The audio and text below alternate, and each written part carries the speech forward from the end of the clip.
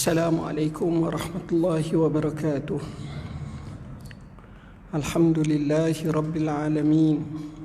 Wal aqibatu lil muttaqin wa la udwana illa 'alal zalimin. Asyhadu an la ilaha illallah wahdahu la syarika lah wa asyhadu anna sayyidana Muhammadan abduhu wa rasuluh. Allahumma salli wa sallim ala sayyidina Muhammad wa ala alihi wa sahbihi wa barik wa sallim, amma ba'. InsyaAllah pada hari ini kita bincang mula-mula Safinatun Najah. Muka surat apa?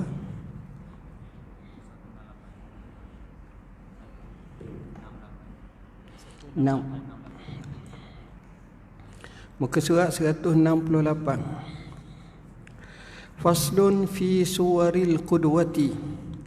Suwarul qudwati tis'un tasihhu fi khamsin: qudwatu rajulin birajulin, wa qudwati imra'atin birajulin, wa qudwati khunsa birajulin, wa qudwati imra'atin bi khunsa, wa qudwati imra'atin bimra'atin, wa tabtulu fi arba'in: qudwatu rajulin bimra'atin, wa qudwatu rajulin bi khunsa, wa qudwatu khunsa bimra'atin, wa qudwati khunsa bi khunsa.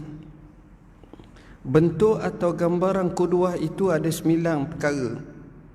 Apa makna qudwah? Maknanya kita nak semayang berimam antara imam dan makmum.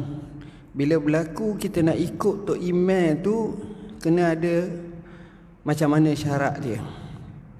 Di mana dalam gambaran 9 ni, 5 adalah sah, kita boleh ikut. Pertama, seorang lelaki mengikuti menjadi makmum kepada seorang lelaki, tak ada masalah.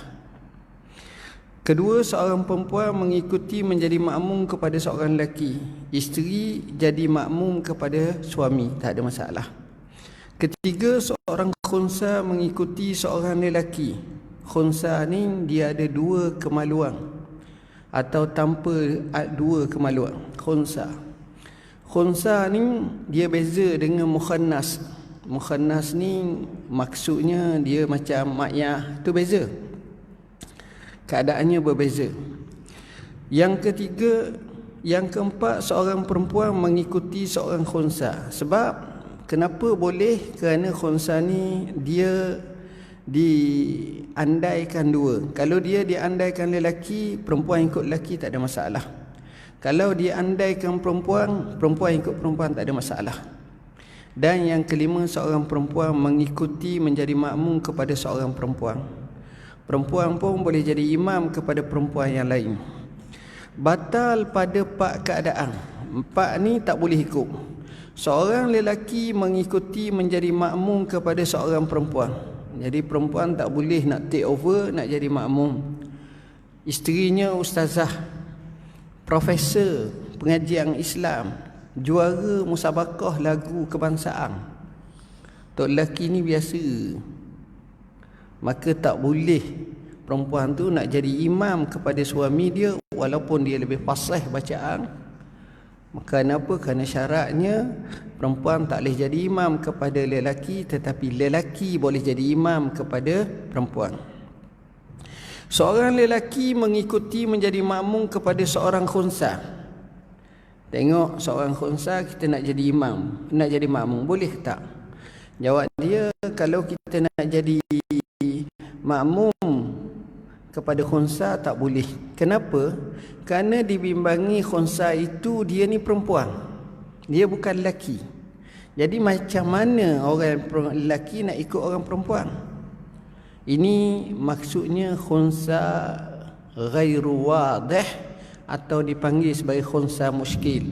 Maknanya belum ternyata lagi kelelakian dia atau keperempuanan dia. Bila nyata tak apa. Baik.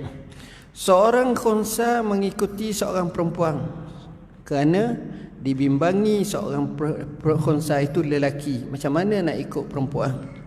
Seorang khunsa mengikuti khunsa. Boleh jadi khunsa yang nak ikut ni lelaki, khunsa yang kena ikut tu perempuan. Jadi dengan sebab itu para ulama menyatakan ia tak sah. Ini dalam situasi khunsa yang belum nyata lagi sama ada lelaki atau perempuan. Dia banyak cara nak tentu, tuan-tuan. Ada orang dia tentu nak tahu lelaki perempuan, tengok dia datang haid ke tidak. Ada orang dia tengok juga dari segi buah dada.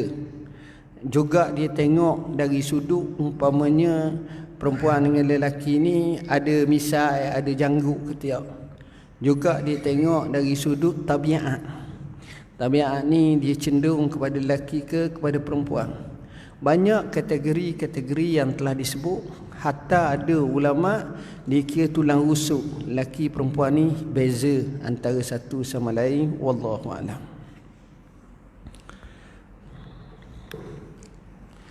Salah tauhid pula.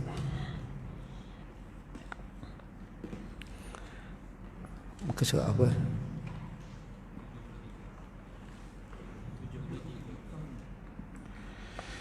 Bismillahirrahmanirrahim.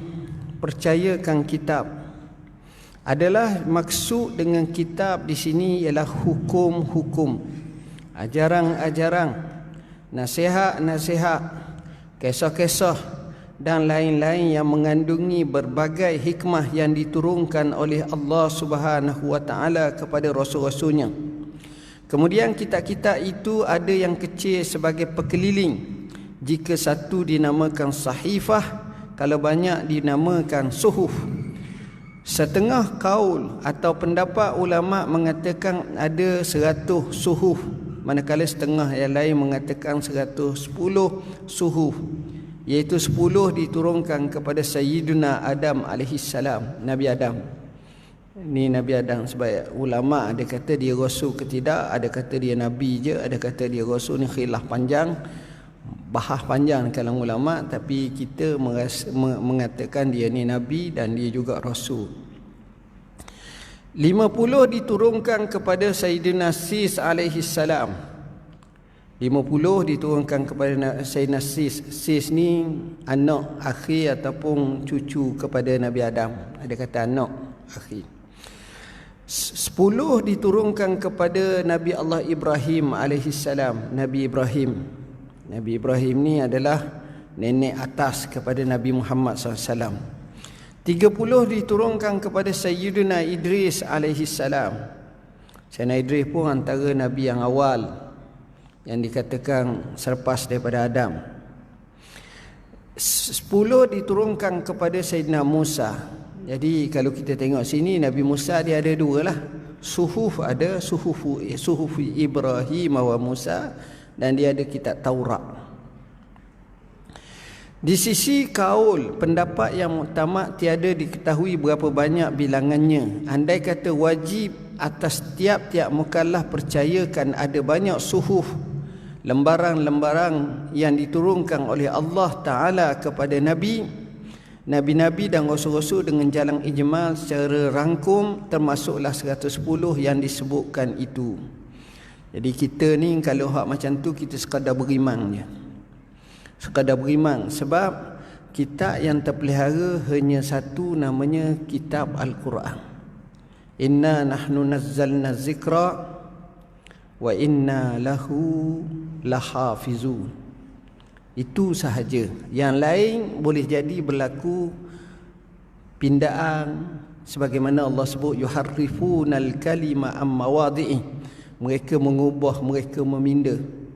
Bila ini diceritakan dalam Sahih Bukhari, bila satu-satu hukum tidak mengikut selera mereka, mereka ubah, mereka pinda, mereka ubah, mereka pinda. Adapun kitab yang besar kekal disebut kitab juga, maka wajib atas tiap-tiap mukallaf mengetahui dan percayakan dengan tafsir satu persatu, iaitu 4 kitab. Tafsir ni maknanya yakin, tapi bukan suruh ngaji satu-satu kitab-kitab mereka. Kadang-kadang kita pun tak tahu hak mana sahih, hak mana sebenarnya. Kita sekadar beriman. Ini berdasarkan kepada, kalau siapa pergi tengok Injil ni, kalau dulu pun pecah pada 4 dah. Injil Barnabas, panggil Bible, Injil Yohana, Injil Luka, Lak, dan beberapa lagi Injil. Injil Mata, ada Injil. Dan ni pecah pula. Dan kita tengok sejarah mereka karang tu bila. Macam semalam kita dengar Hagia Sophia. Hagia Sophia ni ada kata dia dengan Nabi Isa tu ratus tahun je. Ada kata 240 berapa selepas Nabi Isa masa tu.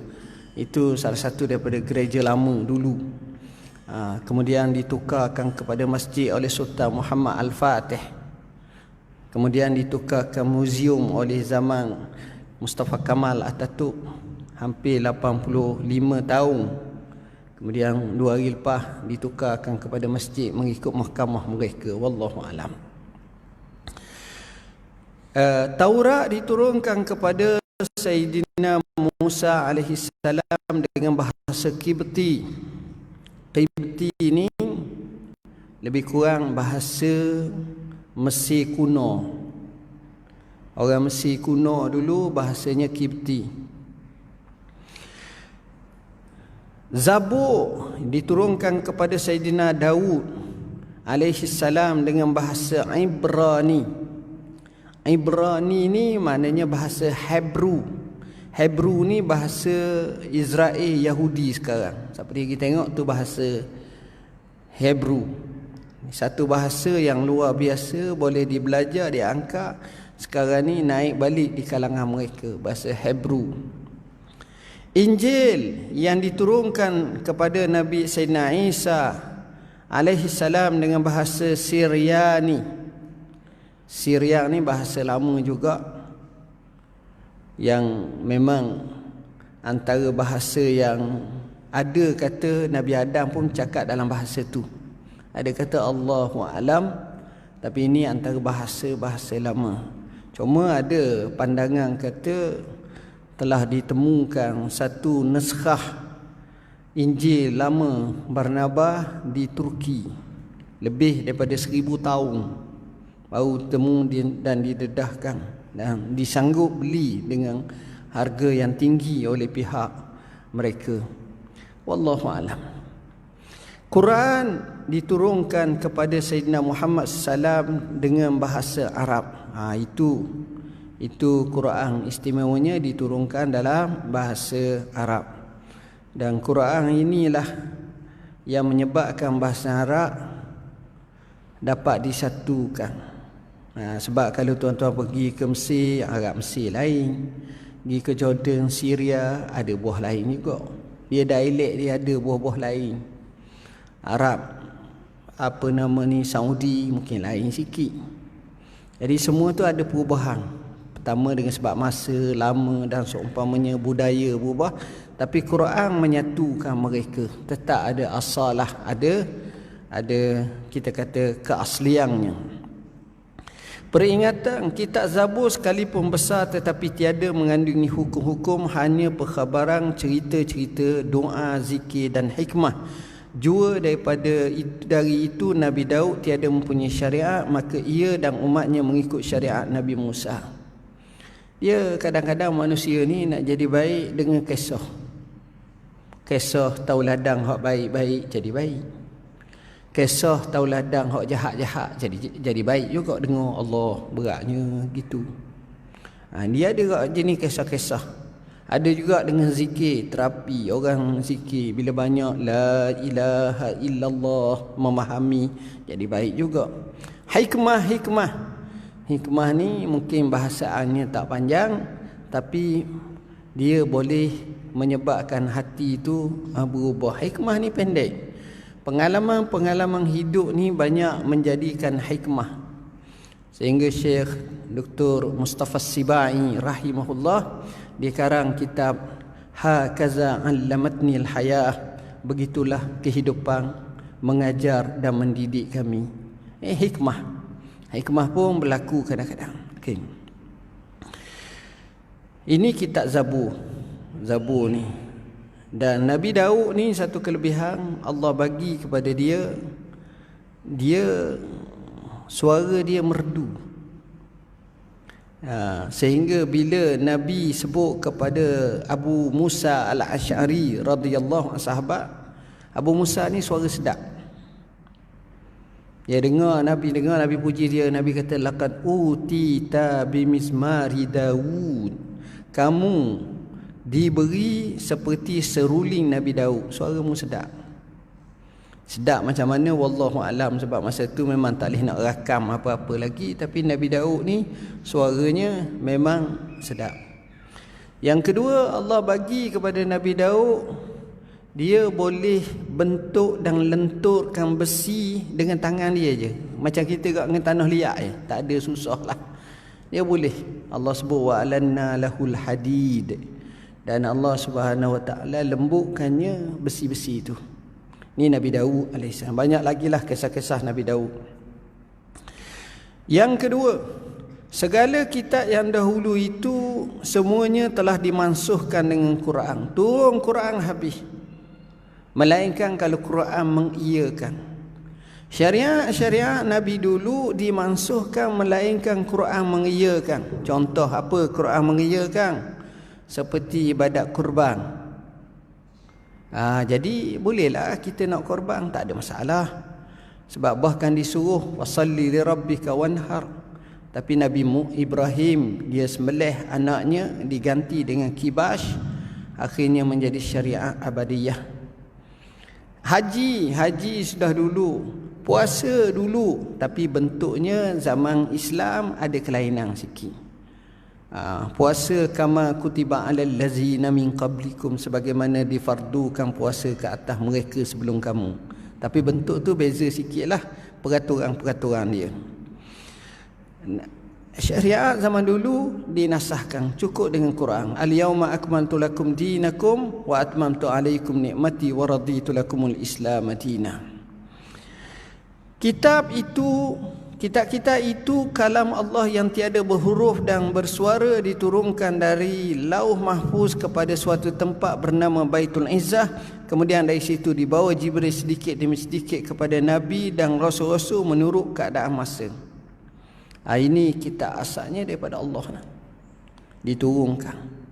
Ada secara sekaligus, ada secara munajjam. Munajjam ni maknanya berperingkat-peringkat. Macam Quran kita diturunkan selama 23 tahun.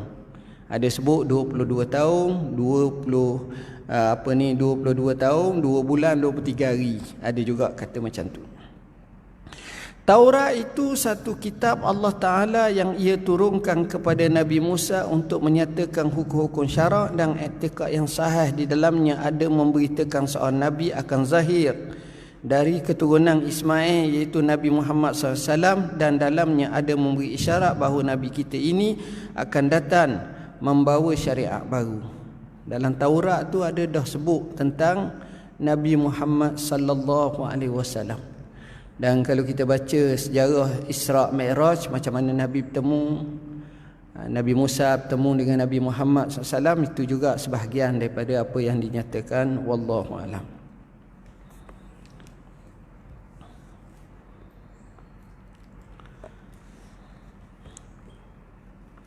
Okey, yang ni ke berapa ni?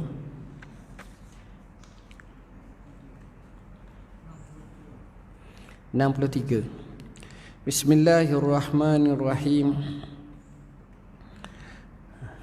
Hikmah yang ke-63. Kata musannif rahimahullah wa nafa'ana wa bihim amin. Khaf min wujudi ihsanihi ilaika wa dawami isa'atika ma'ah an yakuna zalika istidrajan laka sanastadrijuhum min haitsu la ya'lamun. Hendaklah kamu merasa takut jika kamu selalu mendapat kurnia Allah sedangkan kamu masih tetap membuat maksiat kepadanya. Jangan sampai kurnia itu semata-mata istidraj, kita terkagum dan terpesona dalam pesona. Sesungguhnya akan kami, yakni Allah, mempesonakan mereka dengan cara yang mereka tak mengetahuinya, tak sedar. Apa makna? Hikmah ini nak mengajar kepada kita bahawa nak menutup mulut orang kata, kau ni pergi masjid dok belajar, pergi mari belajar, tak kaya-kaya. Tengok aku, masjid pun jarang, surat pun jarang, semayang pun jarang. Memang memanglah aku Islam tapi aku tak buat. Aku kaya. Jadi kawan ni pun tak ada nak jawab. Dan dia jaja. Dia kaya, dia hebat, dia kaya, dia hebat. Walaupun makin lama makin banyak dia bagi, saya nak bagi tahu orang macam ni dia tidak ada rasaan bahagia dalam hati dia. Allah jabu, tak ada. Nampak je dia ada harta banyak, dia ada ni banyak. Kadang-kadang bahagia ni tuan-tuan dalam hati dia kecil. Tenang. Ada. Kalau bukan Islam, mungkin jenis agama-agama yang kita kata animisme, yang percaya kepada alam dan seumpamanya, boleh rasa bahagia bila seorang, sementara lagi kalau ikut Islam, ikut sembah Allah, ibadah, jauh lagi bahagia. Hamba tengok satu rencana semalam, bagus cerita dia. Kita seorang lelaki, bukan cerita, dia rencana lah, dia komentari. Seorang lelaki ni, dia ada bot hebat lah, besar, untuk dia meredah. Dan dia ada pula perahu kecil. Jadi bot ni dia akan parking tengah laut, tak betul. Lepas tu dia naik, kata orang bukan perahu lah, bot kecil, pergi. Dia pergi ke sebuah pulau. Pulau itu adalah pulau terpencil yang duduk di antara lautan Pasifik. Sampai pulau tu tak ada orang sore, kosong. Bila sampai situ dia tengok rupa-rupanya ada seorang lelaki di pulau tu. Orang lelaki tu umurnya kat 70 tahun lah. Dia tak cerita kalau kita gerak atu selalu lah, lari selalu dah mungkin apa mencari tempat tu. Dia pergi buat, pergi tanya. Dia hidup terlalu orang panggil primitif, tak ada apa-apa, tapi nampak riak wajahnya gembira. Dia duduk situ makan situ, cara buru ikan, takak ikan, cara ni sore-sore pulau tu. Jadi dia pun duduk layang, Masya Allah, bahagia. Akhirnya dah selesai dah ni beberapa hari dia pun kata nak minta izin dah, sebab dia nak buat dia komentari. Dia pun pergi pula ke satu pulau lain, nampak besar sikit. Pulau tu masuk tak ada orang, rupanya ada juga orang tapi ramai situ. Dia pun ceritalah hakikat gini. Orang tu pun seronok gini. Tanya apa masalah. Dia kata saya bimbang masalah kita, rumah kita gini. Saya bimbang orang-orang kita ni selepas 10 tahun akan datang takut tak ada orang dah. Sebab bila hijrah tak balik-balik.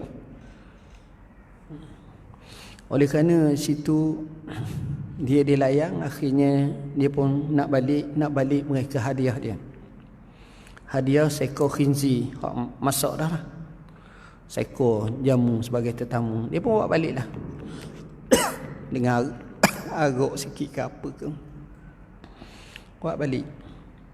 Bila dia bawa balik, dalam perjalanan balik tu dia teringat kepada hak seorang tu. Hak yang dia tinggal tadi tu seorang tu. Dia pergi patah balik. Dia beri daging ni kepada orang ni. Orang ni pun nampak muka suka yang amat sangat. Akhirnya ajak duduk tidur sama semalaman. Jadi dia pun tak datang hati, tidur sama lah. Tidur. Orang ni kata apa? Tuan rumah ni kata ni, hak seorang, hak lelaki tu kata, aku ni biasa tidur dalam rumah. Adalah bukan rumah sangat lah, tempat dia kecil. Tapi oleh kerana mung tetamu aku tidur bersamamu. Nilai insani tu ada. Kemudian akhirnya sampai pagi esok sudah bagi ni nak balik. Dia pun lambai tangan gini-gini. Daripada situ dia belajar, dia kata sebuah kehidupan ni dia pelik. Dia bukan maknanya dia lempah ruahkan dengan harta, dengan kemewahan dia akan jadi bahagia, tak. Banyak yang merana sebab dia sedang cari terkia-kia tak temu punca. Kat mana erti bahagia? Ini yang berlaku. Maknanya siapa dia mengukur bahagia itu dengan harta banyak, dengan pakak besar, dengan kedudukan istimewa, dengan kemewahan, ia silap. Sebab bahagia dalam hati. Bahagia dalam hati. Hati nak jadi bahagia kekal bila ada takwa. Orang Arab kata, lam aras sa'adata jam'a malin walakinna at-taqiyya huwa sa'idu. Aku tak tengok himpunan harta yang banyak itu sebagai puncak kebahagiaan, tapi orang yang bertakwa itulah orang yang paling bahagia. Tenang hati. Apa aku kisah? Sebab dia bahagia. Tuan-tuan tengok, orang pergi ke Mekah, pada makda yang hanya kerja noreh getah 30 tahun, akhirnya kupur 10 riyal seminggu, sebulan, kadang-kadang ambil balik daripada tabung haji, akhirnya cukup.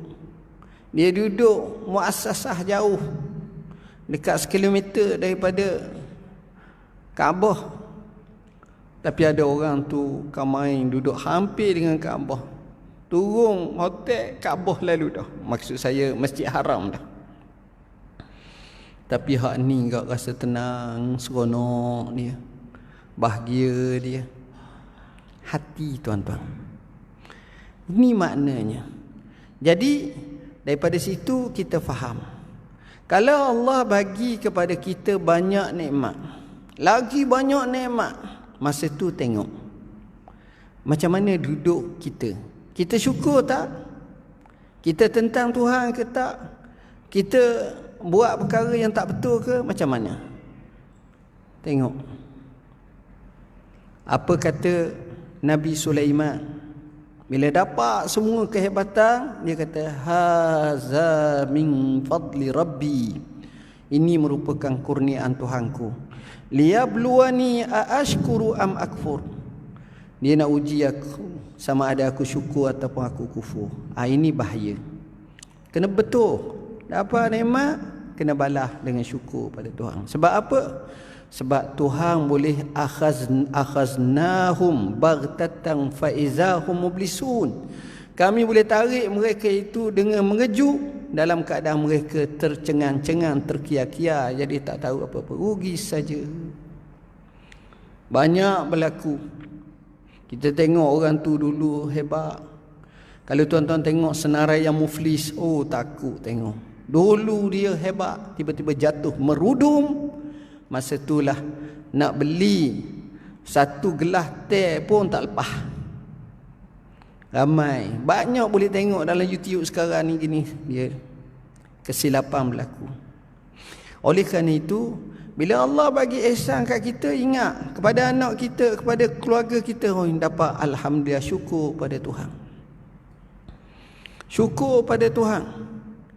Ucap terima kasih pada Tuhan. Sembahyang, ibadat, bangun malam, zikir, buat baik, maka kesan daripada itu jadi baik. Tapi kalau kita pilih makin kita asyik, kita lalai, kita galik, kita asyik, kita lalai, yang itu kita bimbang, masa tu kita rugi banyak. Sebenarnya orang yang boleh sentiasa mengingati ni tak ramai, tuan-tuan. Dia tak ramai. Orang yang syukur ni, hak benar-benar syukur ni tak ramai. Allah sebut wa qalilum min ibadiyas syakur, sikit saja hamba-hambaku yang bersyukur, tak ramai. Allah boleh bagi apa-apa. Allah boleh bagi, tapi manusia kalau tak ambil, maka dia akan rugi. Orang kata wa'azamu syai'in hina yafja'ukal baghtu, sebesar-besar sesuatu yang menyerang kamu adalah secara tiba-tiba. Ngejut Allah, habis. Tuan-tuan tengok aksiden, sekejap je berlaku. Kematian sekejap je berlaku, habis. Hak sekejap berlaku ni, hak inilah yang kita takut. Macam mana kita nak supaya kita landing mati dalam keadaan husnul khatimah? Kita boleh buat banyak lu pahala, buat dulu banyak apa benda, Nak sedekah-sedekah, nak bagi-bagi. Siapa yang diberi pegang jawatan, gunakan jawatan itu untuk agama Tuhan. Beri je, bagi je, selesai je. Buat macam tu. Itu baru bagus. Barulah hati, puas hati. Kalau tak, kita kalau lama ke tenggelam, kita akan jadi rugi. Tuan-tuan dan puan-puan yang dirahmati Allah, hikmah yang kita baca ini ada dua. Pertama, orang yang dapat bersyukur kepada Tuhan dengan nikmat, makin syukur makin ni, biasanya kekal dan bahagia hidup. Tapi tak ramai. Dengan sebab itu kata pujangga, wa bisyukri tadumun ni'am, dengan sebab syukur nikmat akan berkekalan. Tapi kebanyakan orang bila dapat, dia akan lupa, dia akan samsing, dia akan takabur. Masa itulah bila berlaku ganap semua. Wa iza aradna an nuhlika ahla qaryatin amarna mutrafiha fafasaku fiha fahaqqa 'alaiha alqaul fadammarnahum tadmira. Bila mana kami nak menghancurkan satu negeri, satu kampung, satu daerah, satu masyarakat, satu tempat, kami jadikan orang-orang yang hebat, mewah, bangsawan, kaya di kalangan mereka ini, menyebabkan mereka ni terlalu bermewah-mewahan sampai kepada melakukan fasik. Masa itu patutlah mereka dikenakan hukuman, maka kami akan hancurkan mereka dengan sehancur-hancurnya. Hak ni ke tak? Puak-puak Nabi Lut macam mana dihancurkan sampai sekarang jadi bukti. Hak puak-puak Pompei di Greek macam mana kita tengok. Oi, teruk tuan-tuan. Meranap habis. Sekarang ni pula kita tengok Allah uji dengan coronavirus. Ini pun pelik dan ajaib. Berlaku seantario dunia. Alhamdulillah tempat kita perlahan, tapi di setengah tempat sekarang menuju 12 juta. Dan tak pelik dia akan pergi kepada lebih lagi. Yang mati lebih setengah juta dah. Ini penyakit yang pelik. Tak tahu apa-apa. Benda tak nampak. Benda tak nampak. Yang inilah yang kita perlu ambil ingatan. Saya rasa sekadar itulah yang dapat saya sampaikan. Bismillahirrahmanirrahim. Allahumma faqihna fid din, alimna ta'wil. Allahumma ja'alna minal ladzina yastami'una al-qawla fayattabi'una ahsana. Wa sallallahu alhamdulillah. Wassalamualaikum warahmatullahi wabarakatuh. Apa ni? Ini buku, inilah doa aku. Dan ini buku Fiqh Qawi. Dua-dua buku ni siapa dia belum ambil lagi, ataupun kalau adalah nak ambil sekali lagi kerana ada orang pesan, boleh ambil situ. Percuma dua-dua ni. Sana. Okey, terima kasih.